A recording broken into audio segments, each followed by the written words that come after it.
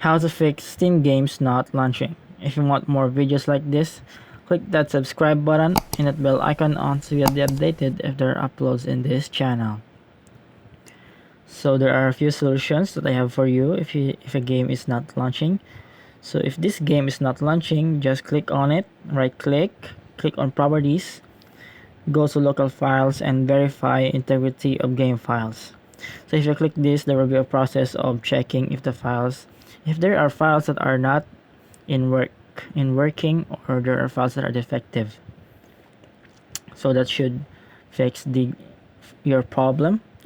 So if it is not still launching, go to the Steam, go to settings, go to downloads, and then delete download cache.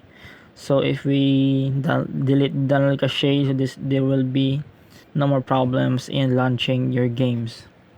So if those two options or solutions are not still working, what you can do is restart your device by clicking in the Windows here. Click on restart button. So this will restart also not only the Steam but also your PC. So this will help you in launching the game. So I hope this helps and see you on the next video.